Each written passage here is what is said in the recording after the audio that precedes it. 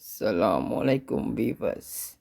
இந்த வீடியோவில் நாங்கள் உங்களுக்கு தரப்போது விஷப்பாம்புகளை பற்றி, அடுத்தது சிங்கம், புலி, சிறுத்தை, கங்காரு அந்த போன்ற மிருகங்களை பற்றியும், அடுத்தது உங்களுக்கு வரப்போது தேன் கழிச்சா எந்த அளவுக்கு விஷம் தெரியுமா உங்களுக்கு, அந்த விவரத்தை நான் உங்களுக்கு தரப்போகிறேன்.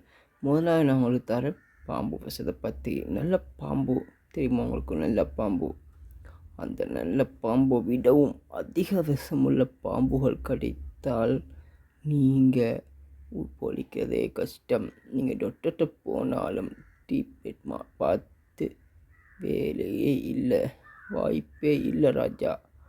நீங்கள் அப்படியே போய் கபருக்குள்ள போக வேண்டியதான். நீங்கள் பாம்புகள்கிட்ட இருந்து பாதுகாப்பாக இருங்கோ. பாம்புக்கிட்ட இருந்து எப்படி பாதுகாப்பாக இருக்கணும்னு சொல்கிறேன். சப்ஜெக்டை நான் இப்போ உங்களுக்கு சொல்லித்தரேன்.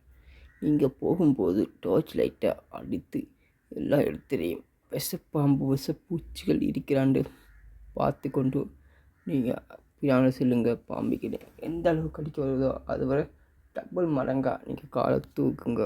அப்போ உங்களுக்கு பாதுகாப்பு அதிகமாக இருக்கும். நண்டு கடித்தா விஷமாக இல்லை, நட்டுவக்காரி நண்டு அந்த மாதிரி வகை கடித்தா விஷம்தான். ஆனால் அது நட்டுவக்காரி கடித்தா உங்கள் உயிரையே விற்று வேண்டி வரும். அதுக்கு மருந்தே இல்லை.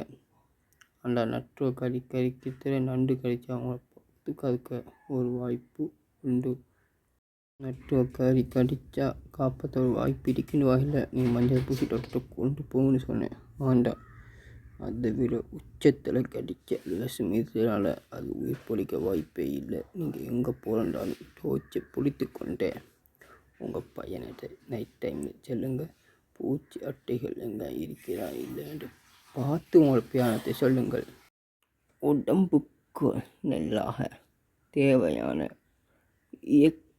விஷங்கள் இயக்கக்கூடிய உடம்பு இயக்க சக்தி, உயிர்ப்பு சக்தி ஆன விஷ ஈர்ப்பு சக்தி போஷாக்கான உணவுகளை vitamin E, C, K, B, calcium, potassium சொல்கிற அந்த விட்டமின் உள்ள டேப்லெட்டுகளையும் மட்டும் இல்லைங்க. டேப்லெட் குடித்தா மட்டும் போதாது. சாப்பாடு, மரக்கறி, பொட்டாசியமான கேரட் ட்ரிங்க்ஸ், பீட்ரூட் ட்ரிங்க்ஸுண்டு,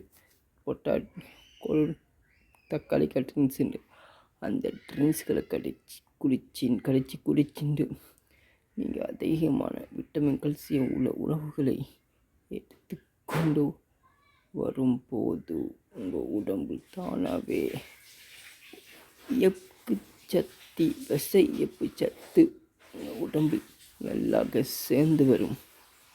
அதனால் உங்களுக்கு என்ன நன்மை தெரியுமா? சின்னதாக பூச்சி உங்களுக்கு கடித்தாலோ, விஷப்பூச்சி கடித்தாலோ கொஞ்ச நேரத்துக்கு நீங்கள் மஞ்சள் பூசிட்டு டாக்டர்கிட்ட நீங்கள் போகும்போல உங்கள் உடம்பு பரட்டப்படாமல் நாளத்தோடு நீங்கள் போய் ஊசி அடிச்சுட்டு வர உங்கள் உடம்புல ஏப்பு சத்தின விஷத்தை வர விட்டாமல் தடுத்து வச்சிருக்கும். அது முதலாவது கோல். ரெண்டாவது என்னென்று நாளைக்கு சொல்கிறேன். அஸ்ஸலாமு அலைக்கும். நான் உங்கள் ஃபர்ஸ்ட்